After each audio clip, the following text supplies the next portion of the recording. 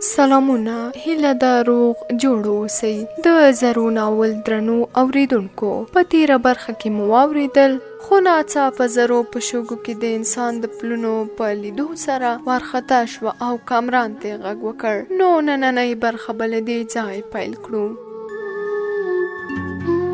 سر مې پورته کړ، زرو څو ګامه لرې ځای ته کتل. ورغلم، د دوو نورو کسانو پلونه وو. پلونه په شګو کې روښانه ښکارېدل، خو وروسته پورته ختلي ول. په وښو او ډبرو کې موندل سخته وه. تر یو ځای پسې ولاړم، ورک شول.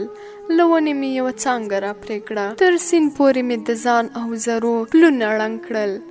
ماهی مې را واخیست.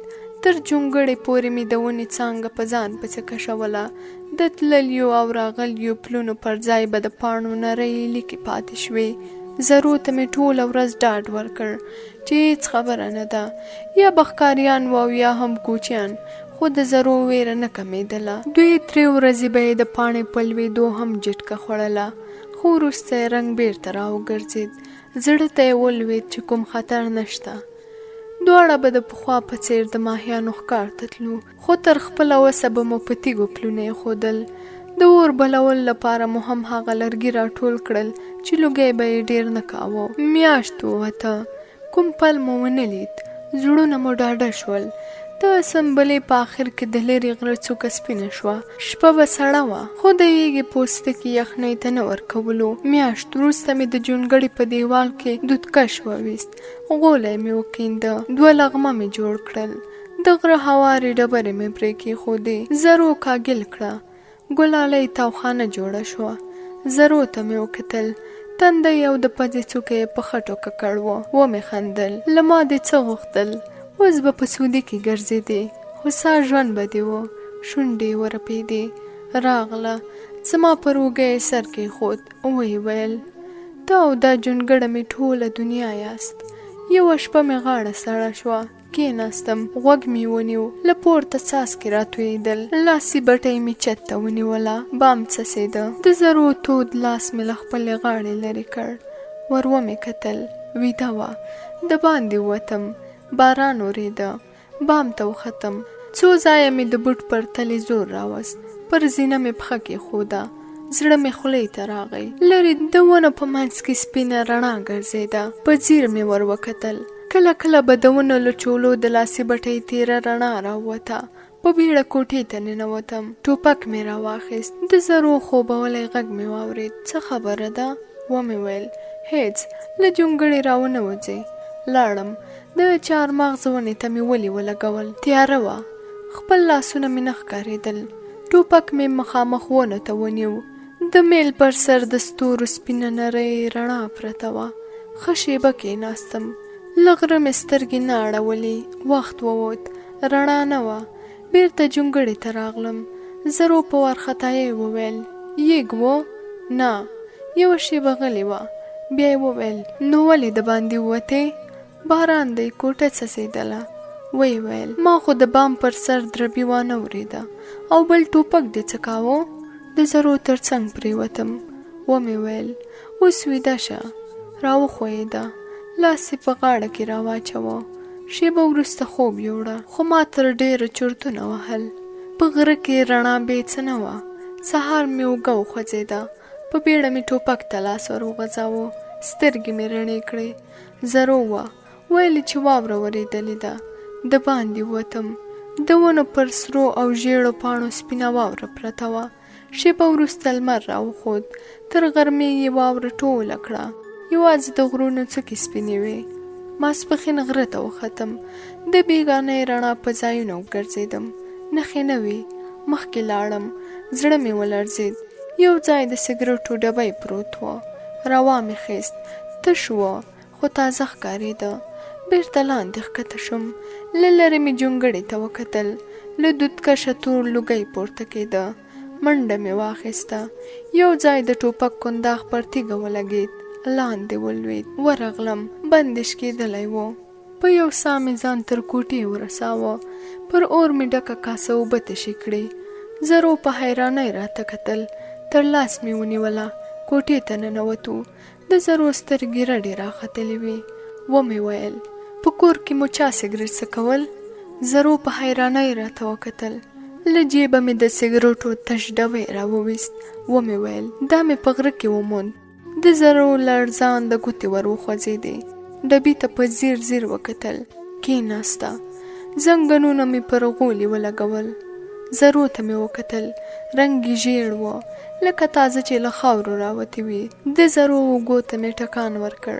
ومې ویل ووایه په کور کې مو چا سګرټ څکول که نه؟ شونډې یې ورپېدې. هو تره مې تر ټولو مشر دی. زما تر پلار هم مشر تره مې کټ مټ همداسې سګرټ څکوي. شنه لیکه لري. پر دیوال پورې مې ولې ولګول.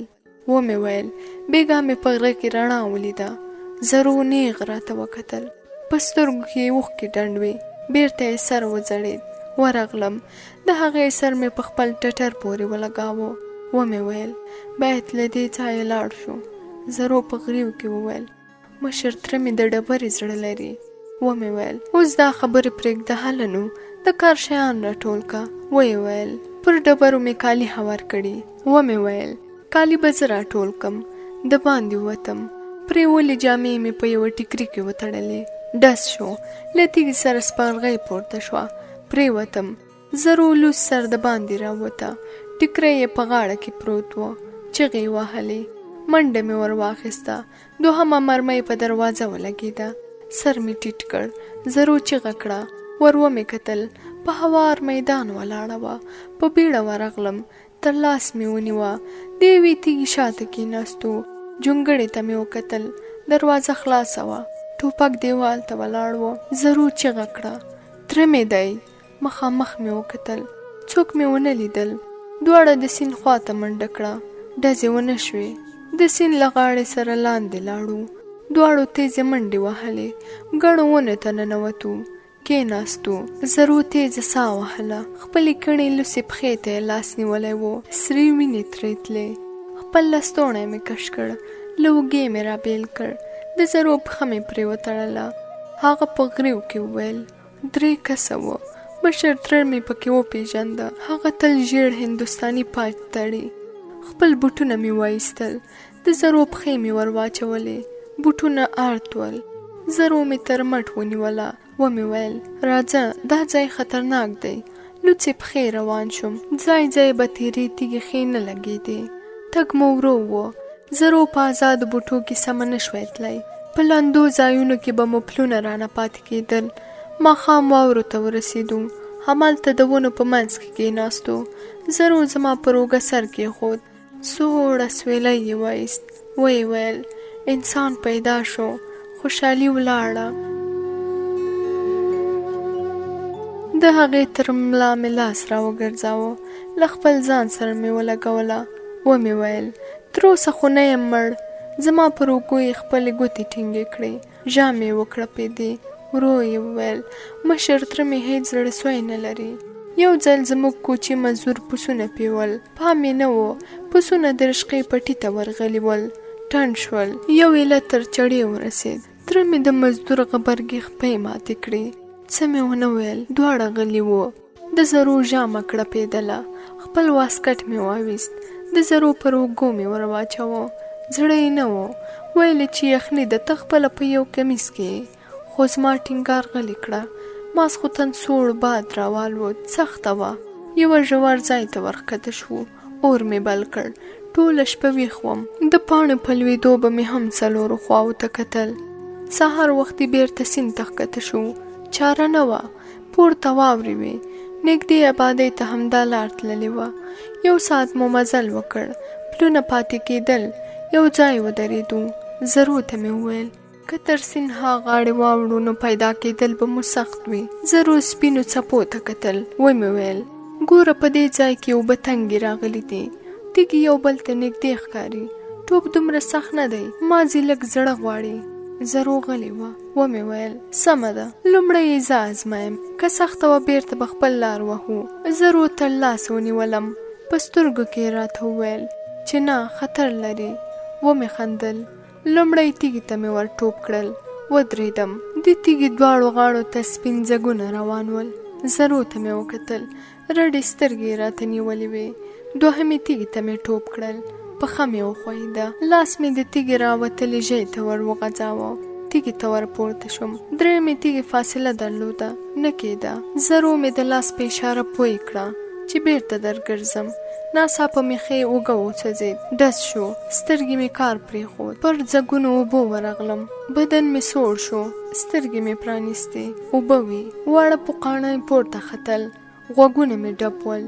لاس مې وخوځاوه، اوبو ښکته وړم.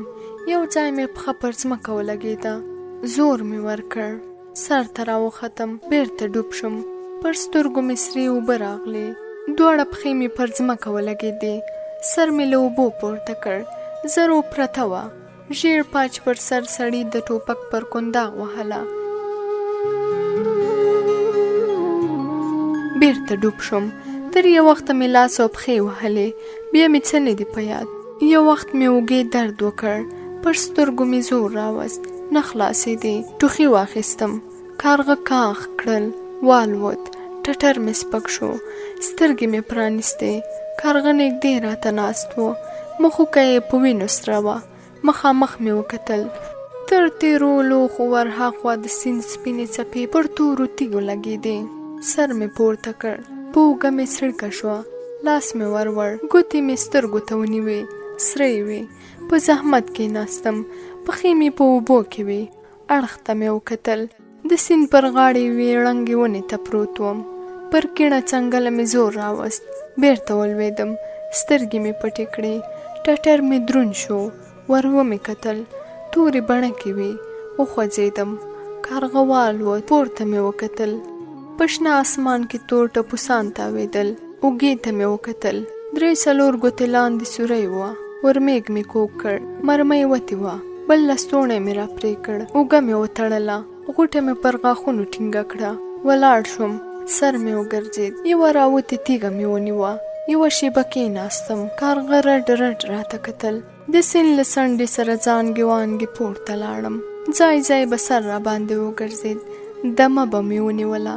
بیرته به روان شوم، یو ځای ودرېدم. په شګو کې زما زاړه بوټونه پراته وو.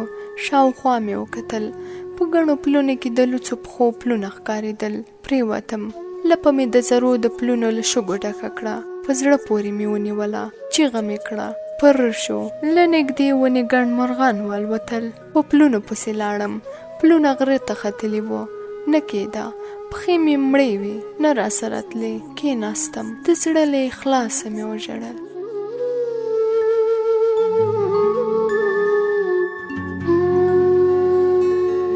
غرمه جونګړې ته راورسېدم.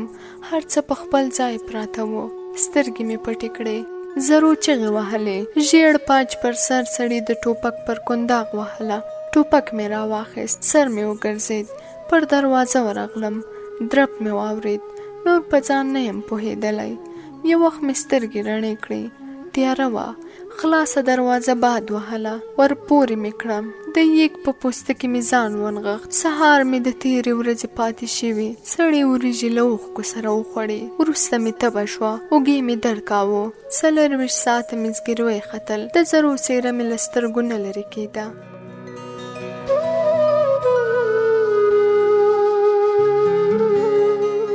د زرو ناول درنو اوریدونکو، 11مه برخه مو هم دلته پای ته رسیږي. تر بلې برخې تاسې په خدای سپارو.